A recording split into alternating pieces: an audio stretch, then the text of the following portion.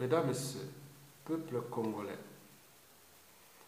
je vais ici vous parler des traitements des collabos contre les résistants en France pendant la Seconde Guerre mondiale et aussi au Congo-Brazzaville sous l'occupation du régime dictatorial de Sassou Nguesso qui sévit là depuis 1997 à nos jours. Donc pour commencer, je vais d'abord étayer votre mémoire ou votre connaissance sur la résistance en France pendant la Seconde Guerre mondiale.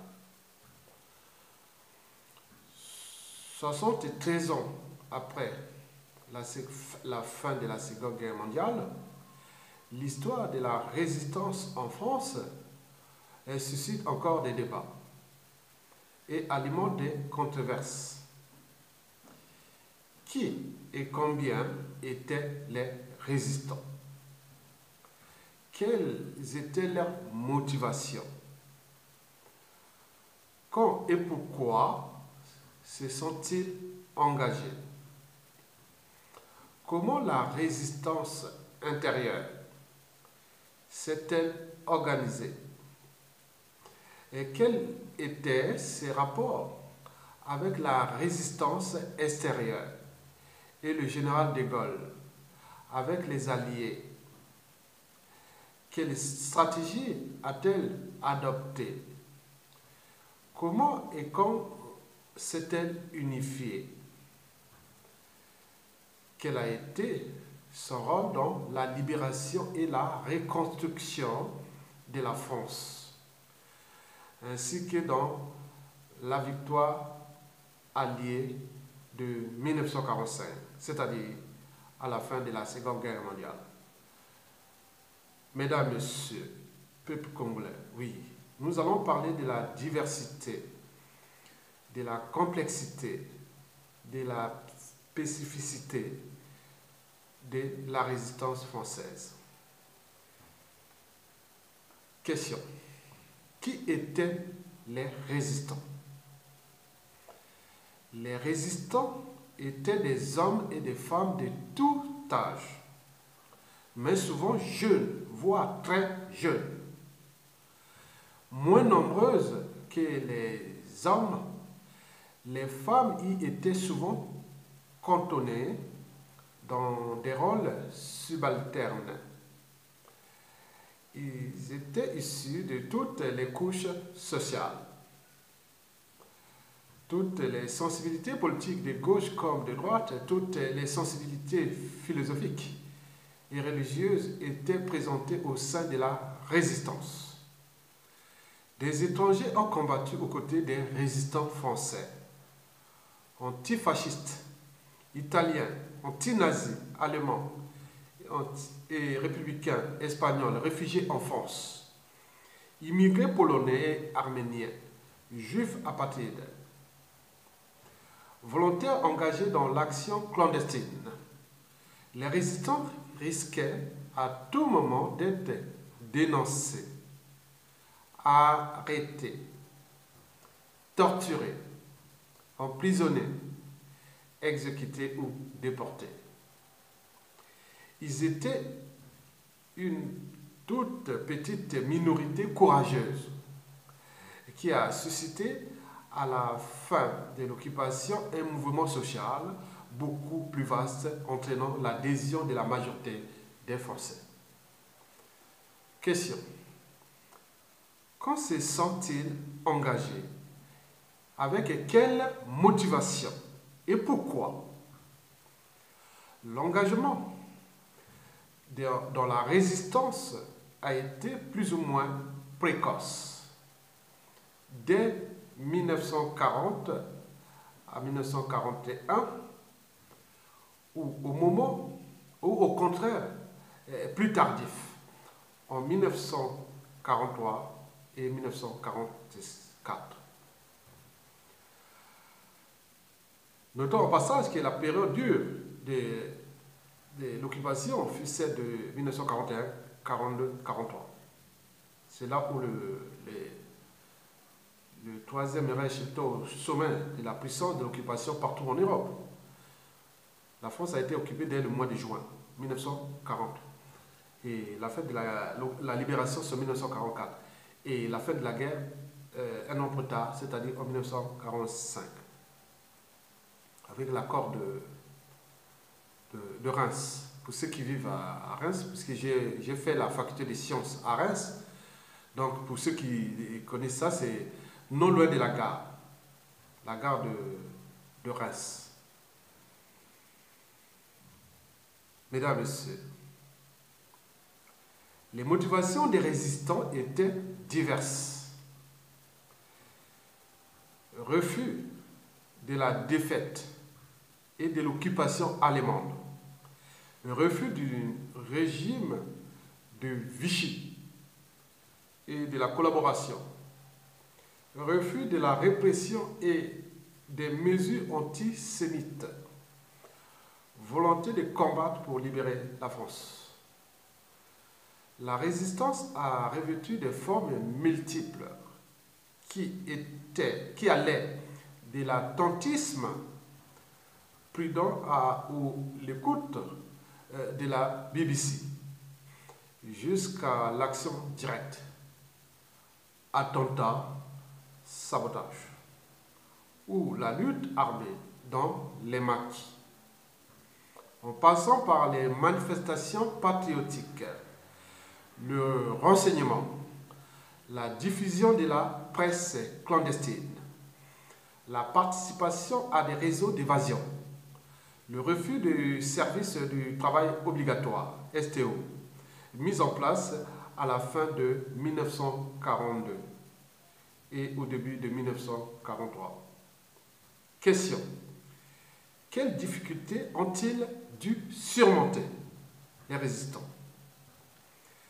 Les résistants étaient isolés. Ils ne pouvaient guère compter sur la population accablée par la défaite. Soucieuse d'assurer d'abord sa survie et terrorisée par les menaces de représailles, ni sur l'aide des Alliés, ni attardée à venir et est restée limitée. Ils ont dû surmonter leurs propres divisions. Cohabitation conflictuelle entre communistes, non communistes et anticommunistes, entre partisans du général de Gaulle et anti-gaullistes, des différentes sensibilités, en particulier ceux qui n'avaient pas rompu avec le régime de Vichy. Désaccord sur le plan stratégique entre ceux qui préconisaient le sabotage et la lutte armée immédiate, en particulier les communistes avec l'organisation spéciale, l'OS, puis les francs-tireurs et partisans français, FTPF, et leur groupe de main-d'œuvre immigrée, MOI, M-O-I. Et ceux qui privilégiaient le renseignement, la propagande, l'aide aux pilotes alliés abattus au-dessus du territoire français et aux prisonniers évadés dans l'attente des troupes alliées. Opposition enfin entre ceux qui entendaient combattre pour des changements profonds et ceux qui souhaitaient simplement un retour à la situation d'avant-guerre. Mesdames, Messieurs, je vais ici vous parler maintenant de l'organisation et l'unification de la résistance. D'abord, des difficultés. D'abord, parler des début des difficultés. Un développement séparé dans les deux zones. Les rares Français qui se sont engagés dans la résistance dès 1940 l'ont fait à titre individuel ou au sein des petits groupes isolés, agissant de façon spontanée, sans mot d'ordre, sans lien entre eux, D'autres se sont mis au service des réseaux britanniques, du Special Operation Executive SOE, du Major Big Master et des réseaux de la France libre, mis en place par le Bureau central de recherche et d'action, BECA. Ce n'est que progressivement que des liens se sont établis, que le recrutement s'est étoffé, que des mouvements suturés se sont suturés dans les deux zones séparées par une ligne de démarcation contrôlée par les troupes d'occupation allemandes. Avec la France occupée, il y avait deux parties, la France libre et la France occupée. La France libre, c'était au-dessus de la loi, et l'autre au-dessus de la loi, c'était la France occupée. En réalité, c'était vers Vichy. Tout le sud de la France était libre et le nord de la France occupé. Mais réellement, c'était tout ce qui était menacé l'Allemagne. Parce que pourquoi avec la frontière avec l'Italie, c'était libre? Parce que l'Italie, c'était les fascistes avec Mussolini, donc il n'y avait pas de problème. Le côté Espagne, la frontière avec l'Espagne, la France, c'était libre parce qu'il y avait l'Espagne de Franco, donc il n'y avait pas de problème. Mais vers l'océan, donc ils sont descendus jusqu'à Bordeaux. Et tout le haut de Bordeaux jusqu'à la frontière avec la Belgique, tout était occupé. Et d'ailleurs, en partant, les Français, donc, ils ont vu, parce que la France avait la première flotte marine, parmi la première flotte marine d'Europe, ou du monde d'ailleurs. Et au moment que les Allemands ont occupé la France, ils ont fait couler tous les navires de guerre français du côté du sud de la France. Je ne sais pas si c'est à Toulon ou voilà, comme ça. Ils ont toute la flotte, ils ont saboté eux-mêmes pour ne pas que les Allemands prennent ce matériel. Bon, donc, vous imaginez. Donc, nous sommes à quel niveau? Voilà, donc... d'abord, en zone occupée, en zone sud non occupée, nous qualifions des zones libres, combat, libération, front-tiré, témoignage, chrétien, armée secrète, groupe front, organisation de résistance de l'armée ou l'ORA. Ça, c'est les références qu'il faut toujours consulter. Puis, en zone nord occupée, libération nord, défense de la France, organisation civile et militaire, ceux de la résistance, oui, et ceux de la libération. Résistance faire. Donc, que vous soyez au nord, il y avait d'autres formes d'organisation pour la résistance, qui était la vraie aussi. Malgré qu'ils étaient libres, mais ils étaient occupés. En réalité, toute la France était occupée.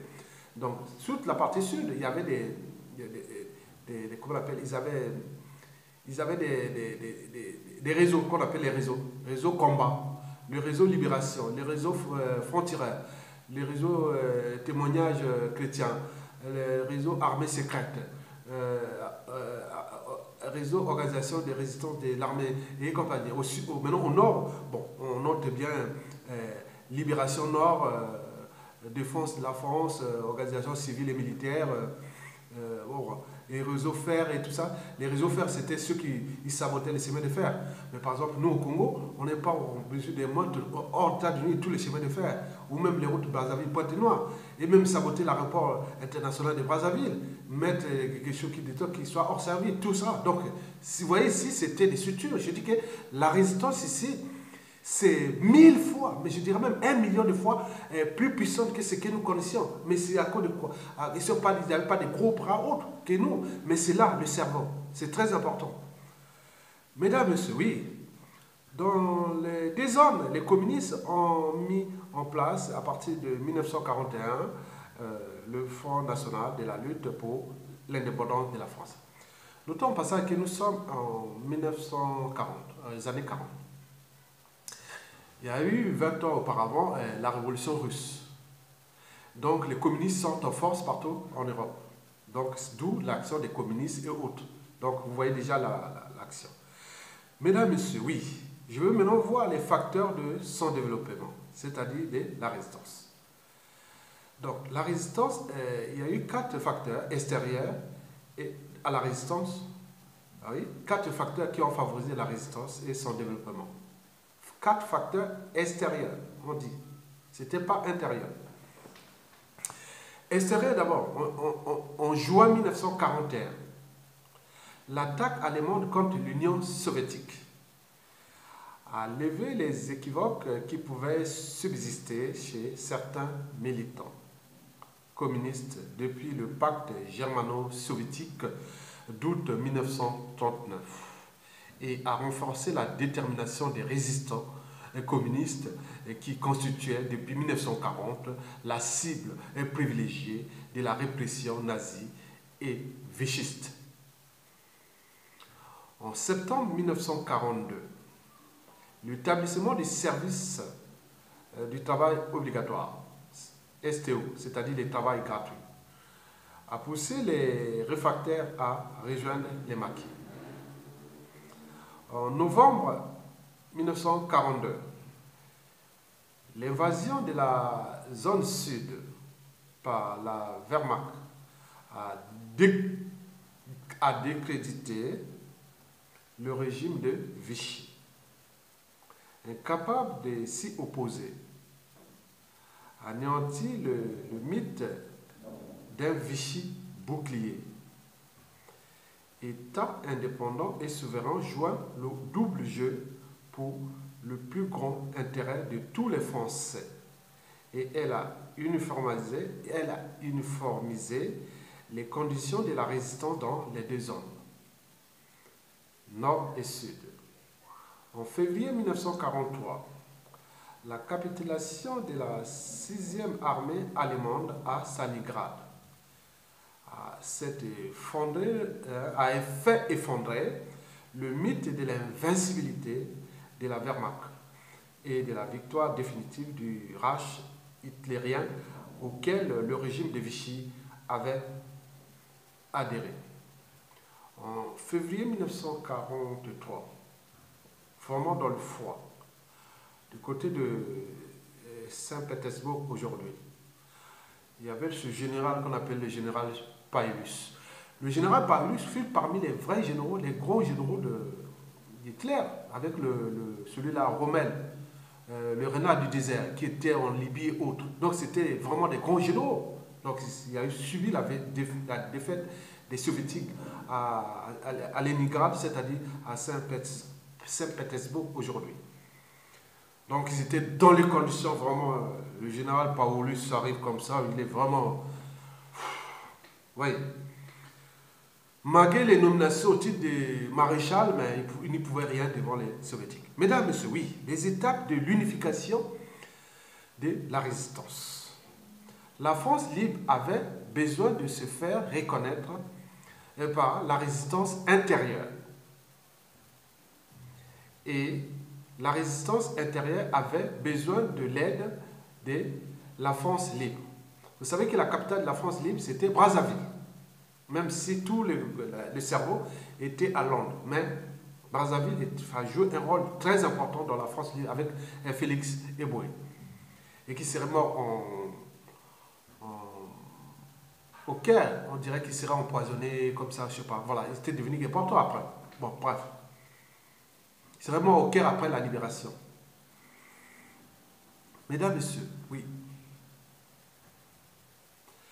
J'en étais où? Oui. En janvier 1942, De Gaulle a envoyé Jean Moulin en France avec pour mission d'unifier la résistance intérieure. Au printemps 1943, les mouvements de la zone sud ont fusionné dans les mouvements unis de résistance, mur. On appelait ça le mur. Et ceux de la zone nord ont commencé à coordonner leurs actions. Un conseil national de la résistance a été créé où siégeaient les représentants des mouvements des deux zones, des partis politiques et des syndicats. Présidé par Jean Moulin, puis après son arrestation en juin 1943 par Georges Bidault, le CNR, c'est-à-dire le Conseil national de la résistance, a élaboré un programme qui a été adopté en mars 1944. Ce programme fixait les conditions de la lutte immédiate pour la libération du territoire français et les mesures à appliquer après la libération pour rétablir la légalité républicaine et promouvoir des profondes réformes sur le plan économique et social. Au début de 1944, a été créé le mouvement de libération nationale, MLN, qui regroupait les murs, c'est-à-dire le mouvement. Oui, le mur, c'était, je me rappelle, c'était le mouvement qui avait initié toutes les résistances. Bon, donc quand ils ont initié avec le mouvement uni de la résistance, bon, et plusieurs mouvements de la zone nord aussi. Bon, maintenant je vais vous parler le rôle de la résistance dans la libération de la France. 1.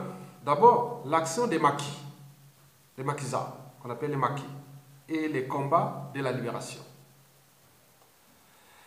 Dès septembre 1943, les résistants corses ont déclenché une insurrection qui a libéré leur île avec l'aide des commandos venus d'Afrique du Nord.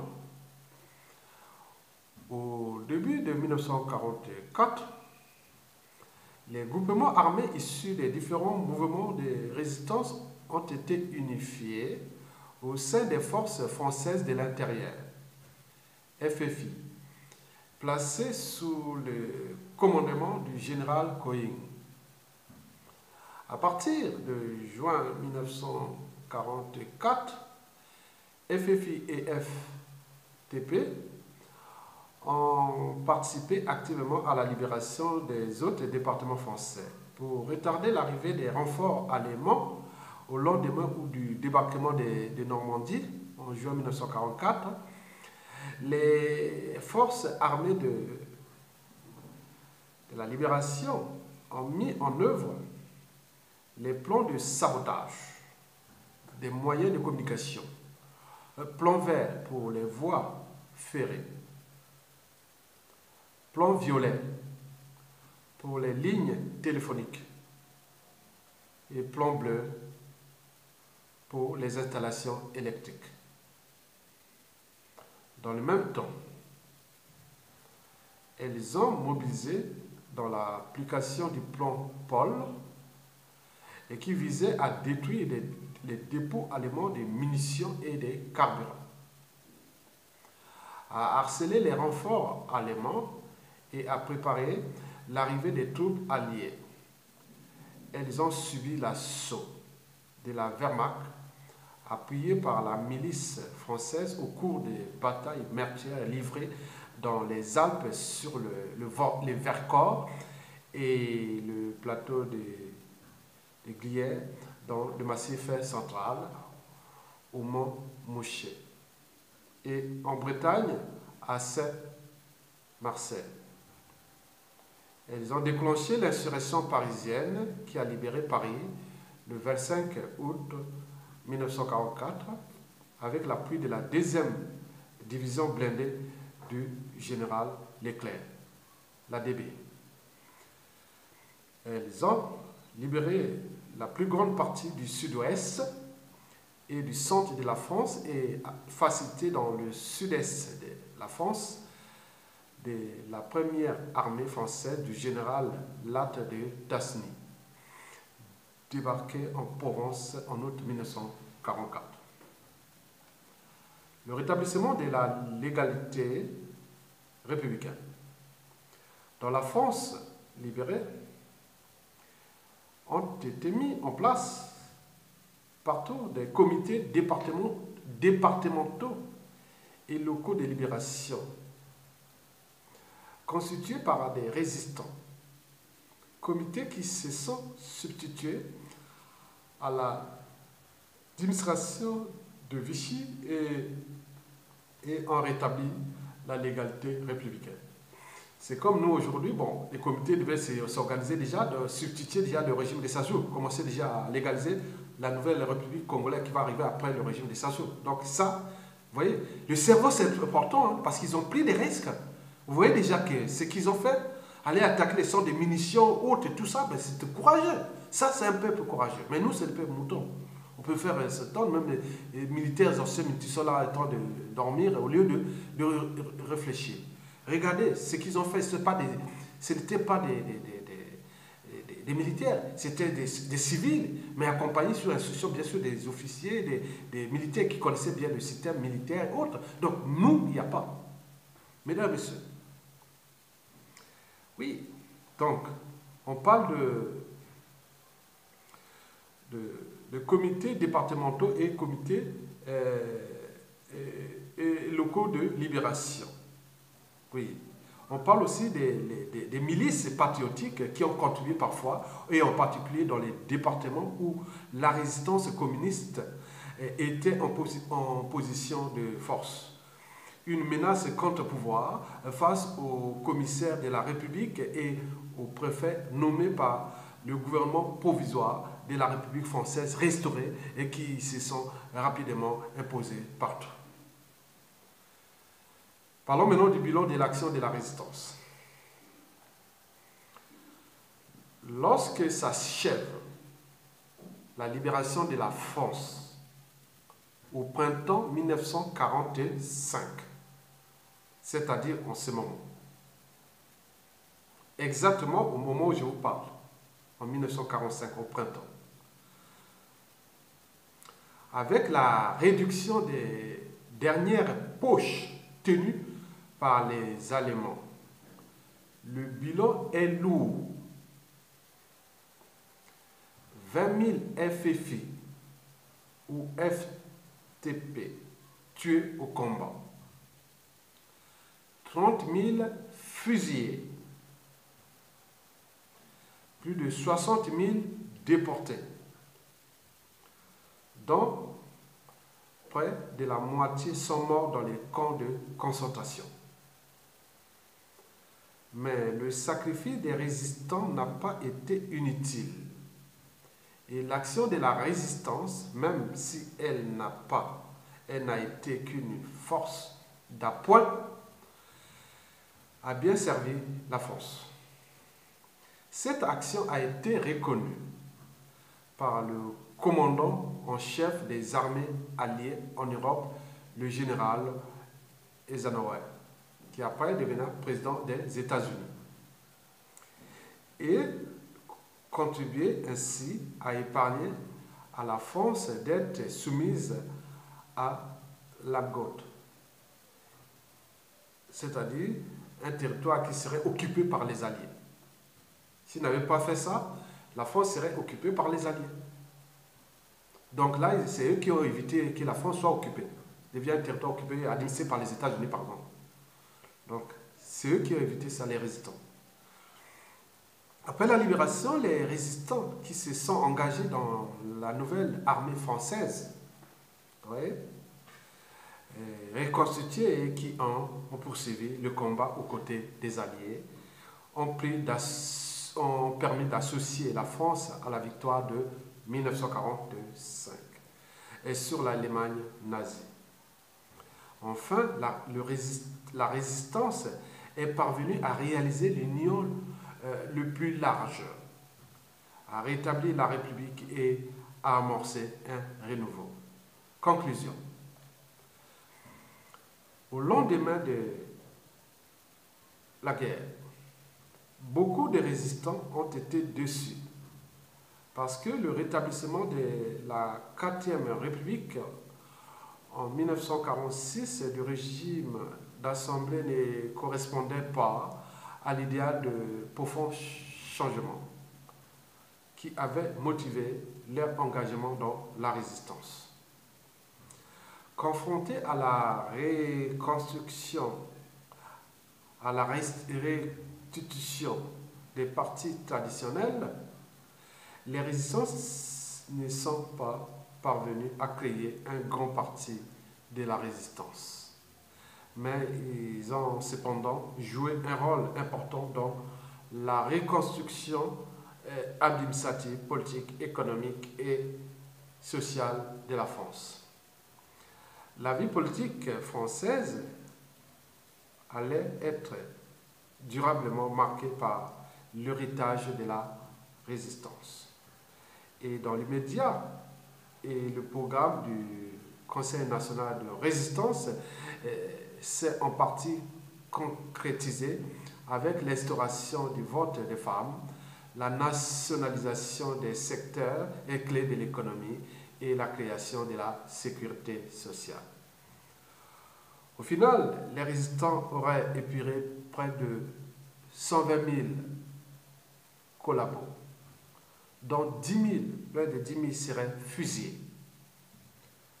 Mesdames, Messieurs, peuple congolais, vous venez de voir comment c'est s'est organisé. Donc, c'est un problème de motivation et aussi d'état d'esprit, du courage. Il y a eu des femmes et des hommes qui se sont battus, il y a eu la casse. Et au final, ils ont récupéré la France. Et je vous informe que l'après 1945 jusqu'à nos jours, c'est toujours les enfants et petits-enfants des résistants qui font la France d'aujourd'hui. Et je n'ai jamais plus entendu parler ni de Laval, ni de Pétain, de partout autre. Donc, ils se sont tués.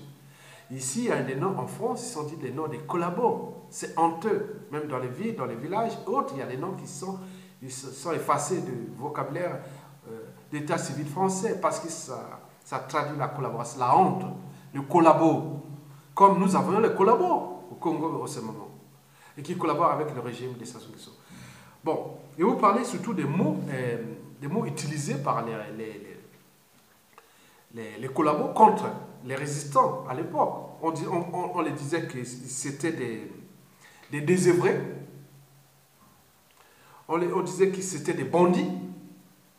On disait que c'était des terroristes. Les ennemis de la République. On disait qu'ils portaient atteinte à la sûreté de l'État.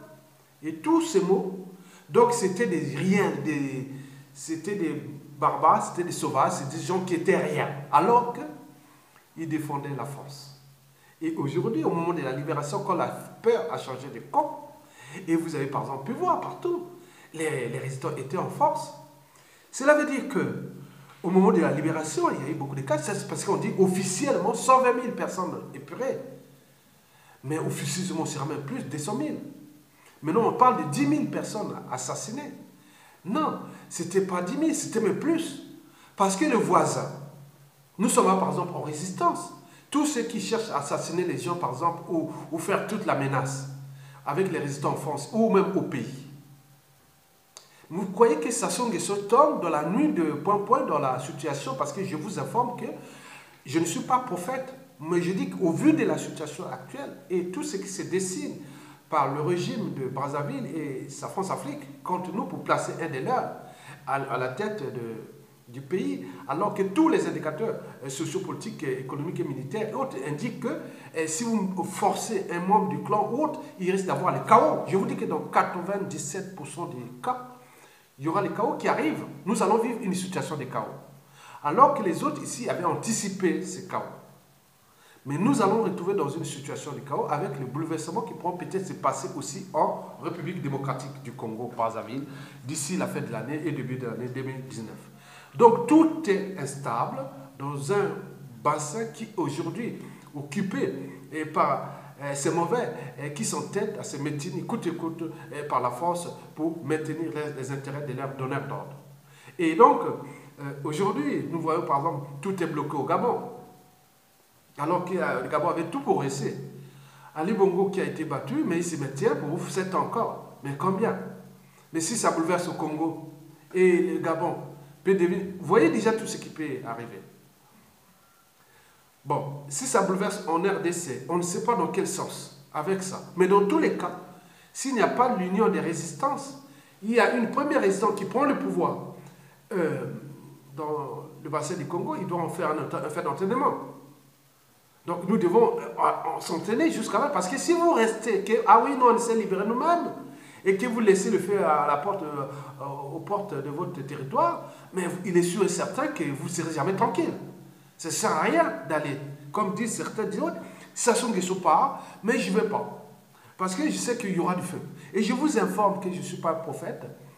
Donc 97% des cas, retenez bien, là nous sommes le 3 juin 1997 au 3 juin 2018. Oui, nous sommes au 3 juin 2018. Je ne suis pas prophète. Je vous assure que avec tout ce qui se prépare contre le Congo, entre Sassou Nguesso et sa Force Afrique, et tous ces réseaux et tout ça, contre nous, mais nous allons arriver dans une situation de chaos. Puisque je vous ai dit sincèrement, je répète, je ne sais pas qui, Jean-Dominique Okemba ou Denis Christophe Sassou Nguesso, ou même Sassou Nguesso lui-même qui n'a pas pu maintenir cette situation qui devient presque explosive. Combien un membre du club, même avec le renfort des mercenaires et autres, et tous les dérèglements militaires dans le Nord, et que les gens la bourrent, les attendent, les sénateurs, mais il viendra peut-être d'une situation périphérique et compagnie. Étant donné qu'ils sont dans la main, donc on peut arriver dans une situation de violence et de chaos avec l'intervention bien sûr de la France, et qui va peut-être intervenir ou par d'autres réseaux qui vont envoyer aux résolutions, ils vont envoyer et pour aller et protéger ça, mais en réalité personne ne voudra, parce que depuis 97 à nos jours, la France n'a pas intervenu. Donc la France a tenu vers le chaos, au lieu de prendre les décisions et l'autre l'a sauvé son précaré, en mettant ensemble cette résistance et pour qu'on construise une période de transition durable et pour qu'on sorte par la grande porte et sans encore bain de sang. Donc, mesdames, messieurs, donc, on nous traite aujourd'hui comme ça. Vous voyez les messages dans les médias et sociaux, les collaborateurs de Sassou Nguesso, ils sont dans les médias et réseaux sociaux. C'est exactement, c'est comme si les médias et réseaux sociaux étaient en 1940, et pareil, ils devaient tenir ces discours-là. Donc, vous voyez la honte, quand ils ont été libérés, ils étaient là comme honteux, d'où l'enjeu du fichage et du renseignement aussi. Il faut pas oublier tous ces gens-là. Tous ces gens qui ont fait des menaces sur les combattants, les indignés, tout ça, tous ces noms-là, mais oui, bien sûr qu'il y a des bases de données et qui demain seront mis au niveau des renseignements intérieurs, extérieurs du pays après la libération. Et avec tout ce qui sera comme politique collégiale contre ces gens qui ont menacé les résistants sur les France de chair. C'est-à-dire de la résistance extérieure en France, ailleurs aux États-Unis, au Canada et partout. Et n'oublions pas à l'échelle intérieure. Donc, tellement de causes et de conséquences. Le monde est comme ça. Ils n'ont pas maintenu ce peuple dans la servitude. On s'est un peu brutalisé, les terroriser pour rien. Donc, c'était un rapport de force. Donc, le problème n'est plus de dire, ah oui, à la réunion, faire des compromis. Jamais, jamais, jamais. Parce que si c'était des enfants de cœur, si c'était des gens qui avaient la volonté de servir leurs semblables, de comprendre que nous sommes là ensemble, Sassou Nguesso aurait déjà adopté le discours de Zinedine Zidane, qui a dit que bon, celui qui se mettait par la tisserie, c'est qu'il a quelque part échoué. Pourquoi venir s'attaquer, nous qui luttions, on n'a jamais été aux affaires de ce pays, mais nous on donne l'information, la connaissance et autres. Et oui, nous sommes même les amateurs, oui, nous sommes des amateurs. Oui, mais avec des cerveaux. Mais vous avez géré ce pays avec tout ça. Regardez où vous entraînez le pays. Et donc, il continue, la civilité est là. Donc, quand il dit désœuvré, n'a pas réussi. Réussi quoi? Et vous avez réussi avec ce pays-là? Vous avez dit qu'il devait être pays émergent en 2025. Comment vous allez devenir un pays émergent en 2025 où le prix du kilowattheure consommé annuellement par le Congolais est de 100 kWh. Or que la moyenne africaine est autour de 500 kWh et mondiale autour de 3000 kWh. Est-ce que vous allez développer un pays sans énergie? Je ne sais pas. Aujourd'hui, c'est quoi? L'énergie, ça montre qu'il n'y a pas d'industrie. Il montre qu'il n'y a pas de... Oui, il n'y a pas de consommation liée à l'énergie aussi. Rien du tout.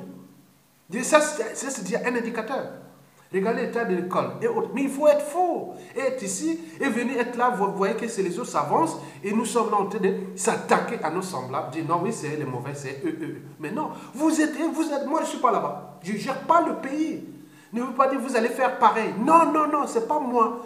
C'est vous qui continuez à faire pareil. Parce que, vous voyez, depuis la libération de la France, est-ce qu'on dirait qu'il devait faire pareil que Vichy? Regardez 46, 45, 58, 60, 70, 80, 90, 2010, 2012, aujourd'hui 2018 avec Macron. Est-ce que c'était pareil? Regarde ce qui s'est passé en Éthiopie. Après la dictature, regarde ce qu'ils sont devenus. Est-ce que c'était pareil? C'était un enchaînement. Comme les printemps, il y a l'été, il y a les printemps et l'hiver. On va avoir des gens, ça va faire en sciences, je ne veux pas dire en mathématiques, ou voilà, il y a des trucs qui, quand vous voyez des trucs de la bourse ou des das, c'est des trucs qui aussi, ça monte, ça monte, ça descend, mais on avance vers le haut. C'est comme des escaliers, on monte comme ça. Un coup c'est ça, un coup ça va. Mais si vous êtes là, on n'a pas d'escalier, on ne va pas monter du premier étage jusqu'au dernier étage. Vous êtes là, puisqu'on ne peut pas, vous êtes là, vous bloquez ça, on est là comme ça. Et vous venez s'attaquer aux gens en cherchant à transporter votre barbarie, sauvagerie et jusqu'ici, jusqu'au monde libre. Donc, mesdames, messieurs, donc vous venez de voir que si on vous insulte par des mots désœuvrés, vous venez désœuvrer vous-même, parce que vous êtes en train de désœuvrer ce pays-là vous-même. Moi, entre ce mot désœuvrer, par exemple, j'ai dit aux gens ici que c'est malheureux, parce que vous, ceux qui ici en France, ici dans le monde libre, vous avez tout à manger, tout ça là. Mais pourquoi vous continuez à être aller chez ces gens-là? Mais bien sûr que vous allez là-bas, après vous traitent comme ça, que vous rien. Parce que c'est des gens qui n'ont pas de normes sociales. Ils n'ont pas de repères moraux. Ils ne connaissent pas ce que c'est le droit et la morale. Ils ne connaissent pas beaucoup de choses. Donc, ils ne connaissent pas qu'est-ce que l'intérêt général. Qu'est-ce que le vivre ensemble. Ils ne connaissent pas ça. Ils ne connaissent pas l'intégrité physique autre. Et c'est une grande cour de récré. Kleptomanique, antisocial, criminogène et compagnie. C'est eux qui c'est laisser les pays à des sauvages, à des barbares, avant qu'on connaît la loi de la sélection naturelle. Vous mettez un espace que vous vivez, vous laissez en friche, vous revenez 10 ans après, c'est la brousse. Hein. Donc la nature répond tous ses droits. Donc ces gens-là ont tendance, qui ne sont pas des repères, ils ont tendance à repartir vers le stade animal, c'est-à-dire la barbarie et la sauvagerie. Donc c'est des gens qu'il faut, et comme disait Jean-Jacques Rousseau au XVIIIe siècle, il faut certes les dénaturer pour qu'ils ne se contentent plus d'obéir à ce que leur nature commande, c'est-à-dire la barbarie, la sauvagerie, les lois les plus forts et autres, pour qu'ils ne soient plus des êtres sans foi ni loi, mais avec des êtres qui ont un corps disposé d'une âme et d'une conscience. Au moins, on sera une étape, comme l'avait déjà dit Maître Brice Zamba, l'avocat au barreau de Paris, l'un des résistants à la dictature, il a dit tout est à reconstruire là-bas, au niveau du pays. Pour commencer, zapper tout ce qui a plus de 20 ans, 30 ans. Là, il faut vraiment un encadrement spécifique. Donc, il faut mettre le paquet sur la jeunesse. Ceux qui viennent de 1 an, 2 ans, il faut tout reconstruire le Congo, Congolais, au niveau des mentalités, habitudes et comportements. Donc, il y a tout un travail. Ça soit venu saccager ce pays, vraiment complètement saccagé. Il y a eu des dictatures partout en Afrique. Mais ça soit venu vraiment saccager le pays. Il nous a saccagé. Bon, donc vous avez les mots des Hébreux, vous avez le mot n'a pas réussi. N'a pas réussi par rapport à quoi, je ne sais pas. Les gens qui sont partis là-bas, ils sont dans des bouillons de culture pathogène, les villes de Brazzaville, les villes de Noirs, comment on peut vivre là, on réussit dans cela, où vous en avez un environnement de bouillons de culture où il n'y a pas de normes d'hygiène, de cas de vie. Voilà comment vous pouvez vivre, réussir à être là, quoi, manger quoi, donc avec un gros ventre, avec plein de trucs. Voilà, attendez. Donc, ça c'est où? Bon, bref. On parle de terroristes. Vous voyez qu'ils utilisent des mots. Ok, c'est eux-mêmes les terroristes. Donc, tout ce qui est là, c'est des dédoublements. On appelle ça des dédoublements. Donc, ils dédoublent de ce qu'ils sont. Hein. Par exemple, si vous entendez le mot désœuvré, bandit, terroriste, ennemi, atteinte, donc c'est eux-mêmes qui font ça. Donc, c'est dédouble en vous. Il s'agit bien sûr de dédoublement. Retenez bien ça. Donc, mesdames, messieurs, pour ne pas aller loin, je vous informe que le Congo risque de la dictature des Sassou Nguesso risque de se terminer dans un bain de sang. Préparons-nous sincèrement. La France ne va pas nous aider. Retenez bien, je vous dis dans 99,99% des cas, la France ne va pas nous aider. Pourtant, il est notre premier partenaire économique. La France aujourd'hui, c'est le partenaire de Sassou Nguesso et de sa France Afrique. Bien sûr que la France n'a pas d'amis, n'a que des intérêts. Dès que ce sera bouleversé, il reviendra toujours vers nous. Donc, le but est d'établir le rapport de force par rapport à ce que je viens de vous lire. Chacun peut réfléchir à partir de cette vidéo et monter des opérations secrètes à l'échelle nationale avant la chute du dictateur Denis Sassou Nguesso. Parce que tous les indicateurs sont en rouge. Un peuple aux arrêts, bien sûr le pays est sous l'occupation, situation n'a jamais été aussi faible. Il est au bout du rouleau, à bout de nerfs. Il y a tout le nord qu'on disait uni est maintenant désorganisé, bouleversé. Il reste là que certains qui cherchent à maintenir leurs petits privilèges d'officiers autres. Mais c'est comme dans la mare au canard. Donc ils enfoncent, quand vous allez voir, écoutez, ils sont dans la situation, remarquez bien, je vous dis, regardez les documentaires animaliers. Regardez par exemple dans l'est de l'Afrique. L'est de l'Afrique. On parle du Kenya, Tanzanie, ça va jusqu'au delta de Kawango. On a fait au Zimbabwe, au Zambie, Botswana et tout ça. Ouais. Vous voyez, pendant la saison sèche, actuellement, qui va commencer là. Souvent, il reste une grande mare d'eau et tous les animaux viennent là. Et bon, les hippopotames, les crocodiles, surtout les animaux qui sont dans l'eau, hein, les crocodiles, les hippopotames et les poissons, tout ça. Bon, ils croient que bon, ils sont là, ils se resserrent. Ils se resserrent entre eux. Mais ils ne savent pas que d'ici peut-être un mois, deux semaines, il n'y aura plus d'eau. Mais ils essayent quoi qu'ils sont là, ils ont trouvé arbre de paix. Mais les autres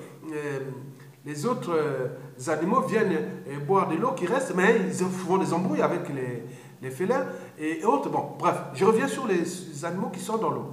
Ils se retirent, voilà, après, pouf. Ils sont morts, souvent. On retrouve les crocodiles, ils sont morts, on retrouve les hippopotames morts, les poissons, nous ne parlons plus, et autres. Donc, ils sont comme ça, ils sont tous avec les petits magots des privilèges, et ça se leur donne pour se maintenir. Vous voyez, tous les officiers généraux et tous les trucs. Au lieu de prendre là, donc, regardez la mare d'eau, c'est Christ. Regardez, ça était fort, regardez comment ça s'est rétréci. Donc, ils vont tous mourir de leur propre poison, oui, pauvres. Et les animaux qui avaient su que les choses allaient se révéler avec leur mémoire, comme d'autres hippopotames. Vous voyez que j'ai vu les crocodiles sortir de l'eau déjà avant, et eux marchaient, aller trouver une autre rivière loin. Et même les hippopotames sortir et partir. Mais il y a d'autres qui restent là, et oui, comme les gens qui sont là avec ça, quoique. Mais les trucs et dangers arrivent. Et là, boum, la cour de récré kleptomanique, antisociale, criminogène et compagnie s'est changée. La peur a changé de camp. Et comme c'était en 1944, ici en France, c'était désastreux. Quelqu'un qui avait un flingue, il arrive, ah, c'est toi qui, au moment qu'ils étaient là, boum, boum. Et vous avez vu cette situation au Côte d'Ivoire, non? En 2010 et 2000, pendant les trucs de Gbagbo.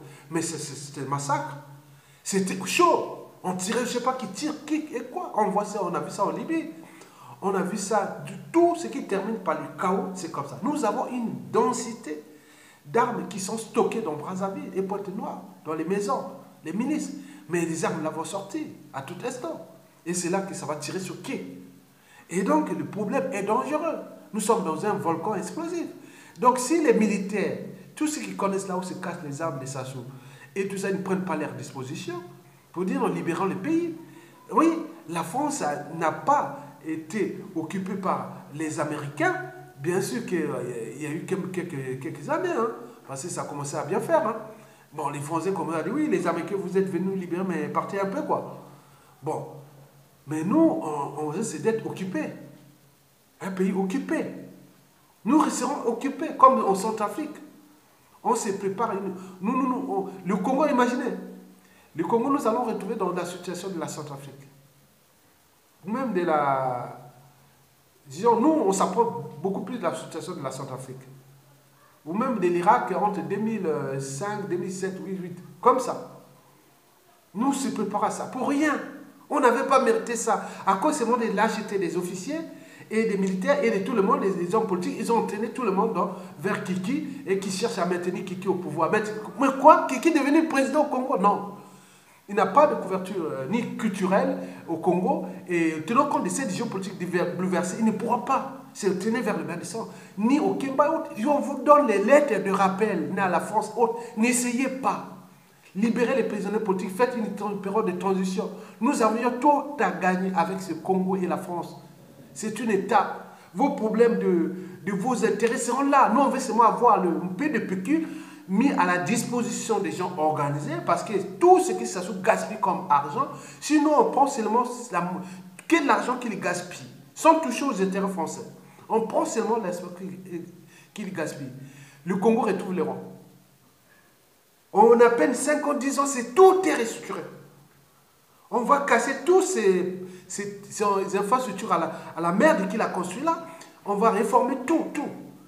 On essaie tout, c'est parti. Donc laissez-nous un peu ce peuple congolais, francophone, rêver un peu comme d'autres. Mais pourquoi on nous bloque à cause de ces mauvais qui est au bout du rouleau? Donc cela ne va pas durer. Et je voulais toujours dire que la France doit prendre ses responsabilités.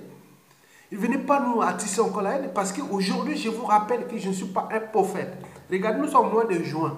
D'après tous les indicateurs, nous allons finir la situation par le chaos. Il y aura du bain de sang. Parce qu'on va se trouver dans une situation imprévisible. On ne sait pas qui tire sur qui, on ne sait pas. On va se trouver dans une situation incontrôlable. Retenez bien, je vous dis sincèrement. Parce qu'on leur envoie toutes les lettres de rappel à tous ceux qui sont les dignes fils du Congo, civil, politique et militaire, de prendre votre responsabilité maintenant avant qu'il soit trop tard. Et ils attendent comme dans la mare d'eau. Ils attendent là.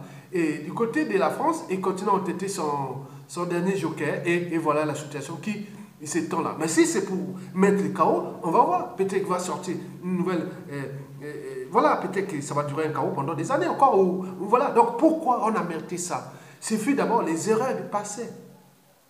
Et que ces gens des années 60, 70, 80, et tous ces vieux-là, ils sont là, ils tournent là, parmi même de la résistance. Ils sont là. Bon, bien sûr que tout ce monde-là qui ont travaillé avec Sassou, ils ne sont pas tous des méchants. Bon, ne mélangeons pas tout. Parce que si on mélange tout, on peut aller dans cette situation. Que tous ceux qui ont rejoint la résistance depuis et qui ont été légitimes, et si on met ça, donc on peut zapper tout ce qui est dire, notez bien les noms depuis directeur jusqu'au ministre, où on voyait c'est des Sassou, du nord au sud. Zapper tout ça, il n'y aura personne.